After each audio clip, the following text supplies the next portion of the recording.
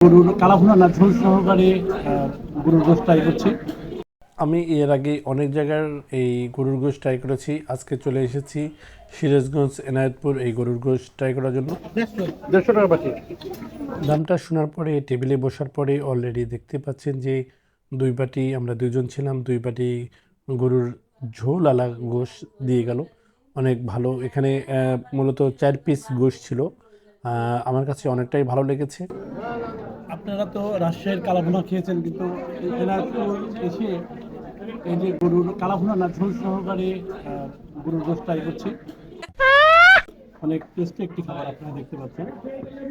এনায়তপুর আসার পরে কালামের দোকান, যে একটা বিখ্যাত কালাভুনার দোকান, তো এই জন্য খাওয়ার জন্য চলে আসলাম। আপনারা দেখতে পাচ্ছেন।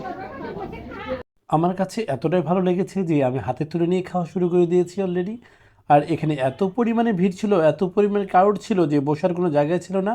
আমি অনেকক্ষণ দাঁড়িয়ে থাকার পরে একটি সিট পেয়েছিলাম, সেখানে আমরা দুজন বসে মন মতো খেয়েছিলাম। আমি অলরেডি 2.5 প্লেট ভাত এবং 2 বাটি এই ঝোলালা গোশ খেয়েছিলাম। আমার কাছে প্রাইস নিয়েছিল তারা 150 টাকা বাটি গরুর গোশ। কি নাম মমতা শহীদ ইসলাম।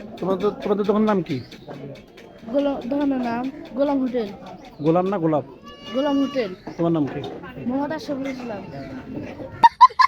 ভাইরে ভাই, আমি তো শুধু জানতাম যে রাজশাহীর মানুষই সিটিহাট এবং আপনার নহাটা ভাটে এই গরু গোশ খেয়ে থাকে। সিরাজগঞ্জ এনায়তপুরের যাওয়ার পরে আমার ধারণাটা ভুল হয়ে গেল। এখানকার মানুষ থেকে আরও বেশি পরিমাণে এই গরুর গোশের প্রতি আসক্ত, যা আমি এখানকার এই পরিস্থিতি দেখে বুঝলাম। আমি এই হোটেলটির লোকেশন বলছি, সিরাজগঞ্জ এনায়েতপুর বেড়িবাঁধ সংলগ্ন এই হোটেল। তো অবশ্যই আপনারা এখানে আসলে খেয়ে যাবেন।